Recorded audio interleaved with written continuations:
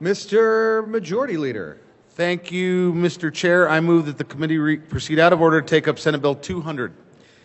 The motion is to proceed out of order and take up Senate Bill 200. All those in favor say aye. Opposed, no. Ayes have it, and we shall do so. Will the clerk please read the title? Senate Bill 200. You got to move the committee report. Senate Bill 200 by Senators Kolker and Mullica and Representatives Hamrick and Soper concerning targeted measures to encourage early elementary academic success and in connection therewith updating methods for assessing certain skills, identifying struggling readers, and supporting students with dyslexia. Senator Kolker.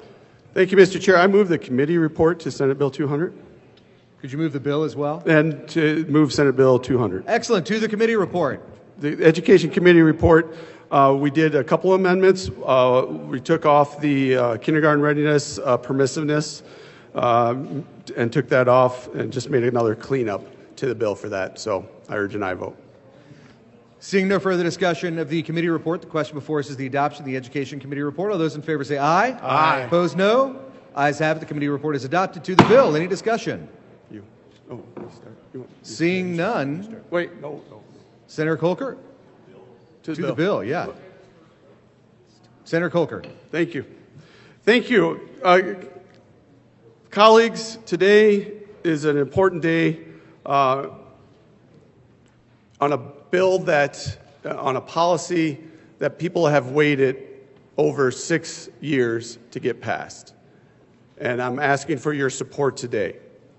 Universal dyslexia screening is what this bill is about. That's the meat and potatoes of this bill, to make sure that we are addressing the needs of our kids, our students all across this state. We are going to become part of that group of states passing this bill that is going to make sure that we're not forgetting about kids. Currently, there are 43 states that have universal dyslexia screening. 43. Why is it taking us so long? We're going to end that today. We're going to end that with this bill. There are studies that have been done in Louisiana and Texas that show up to 50% of their inmates have dyslexia. This is something we need to take out of the shadows and make sure that it's part of everyday verbiage in education. And not be afraid to talk about it, to make sure that teachers and parents and students understand what it actually means, to take away the mischaracterizations of dyslexia, to make sure that these intelligent kids are getting the help they need. This is the first step. This bill sets up the framework, and I'm going to ask for more help down the road from you to make sure that we're getting them that intervention, that need, that help for that need in schools. But this is going to set up that framework to identify and help kids make sure that they no longer feel isolated and feel alone. And my good co-sponsor here is going to talk to us a little bit more on how it affects people personally. I will tell you this, my youngest daughter, who's in 3rd grade, came out of kindergarten struggling to read. Sweet little Caroline. She had 30 students in her kindergarten class. She had 30 students in her 1st grade class. She was an underperformer. We thought she might have had dyslexia. We were able to get interventions. We were able to get that help in the classroom. We were able to get her to get into small groups. Now, yesterday, nothing turns us dads into mush more than talking about our daughters. Yesterday, I was late because I was with a vendor that did dyslexia screening to have her be my guinea pig, to show me how this works, to show me how these interim assessments work, how long they take, what they do. And I was so moved. She's taken this questionnaire. She's on the computer. I could not believe the expansion of her vocabulary. I did not know.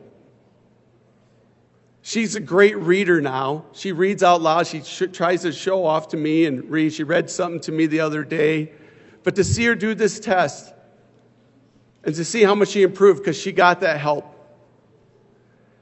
And I want that help for all of our kids. Like I said, this is the start. This is the framework. And I encourage and I vote. Senator Mullica. Thank you, Mr. Chair, and thank you to the good senator from Centennial for the work that you've done on this and the passion that you have to help our kids. I'm a dad. It's the most important job to me. Not the work I do here, not the work I do in the emergency room. It's taking care of that little girl right back there. She's the one that made me a dad. It's Gabriella. We call her Gabalicious at home. I call her the OG.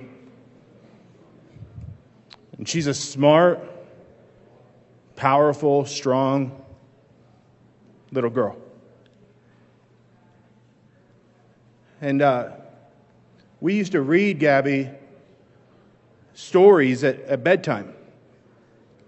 And we would read the same stories over because she would always ask for the same book. And they were pages. It wasn't a small book. And we were always amazed because Gabby could read it along with us. And we're like, man, she's really, she takes after her mom. She's smart. And she is smart. But what Gabby was doing is she was actually memorizing the book.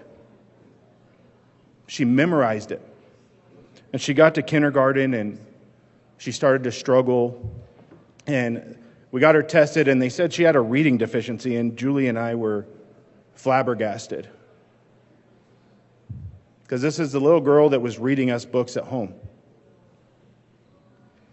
And she continued to struggle, and we continued to work and to get her interventions.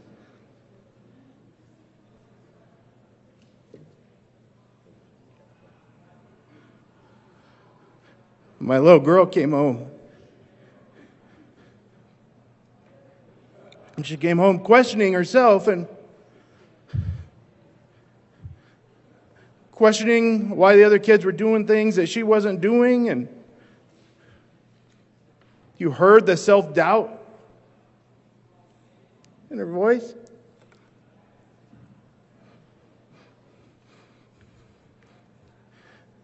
And you don't have an answer.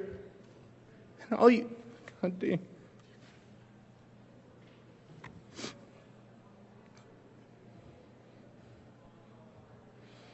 And you just want to take that away and you don't have an answer. And it's your job as a dad. It's your job as to not have her feel that way, to take that away from her. And I didn't have an answer. And I would...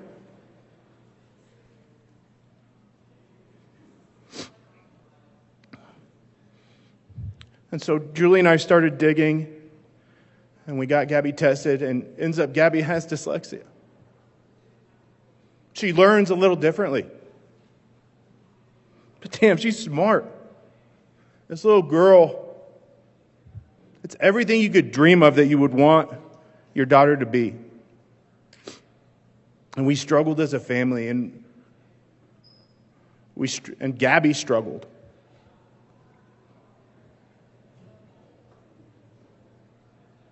And that's why we're bringing this bill. Is because now Gabby's thriving. We got her the help that she needed. We got her to have people and tutoring to teach her in the way that she learns. We met her where she was at. But Julie and I have resources.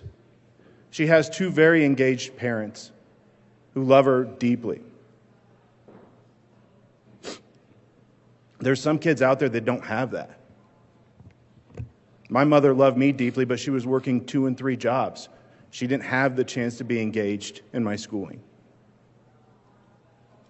And what we're doing here in Senate Bill 200 is we're saying, let's screen these students. Let's make sure that if they have a reading deficiency that we're digging just a little deeper.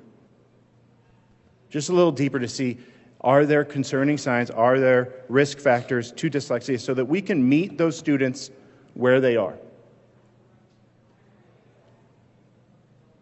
And that we communicate that with the parents so that the parents can have the resources they need. Because I'll tell you what, we learned that as a family, that generalized reading interventions doesn't work for students with dyslexia. And families are going through the same thing that our family went through. And it's our job to pass policy in this building to make sure that we are doing everything we can to make sure our students succeed and that we're meeting them where they're at. And that's what we're going to do with this bill. And I agree with my co-sponsor that this is the first step. This is the first step, but it's an important one. And I ask for your yes vote. Senator Frizzell.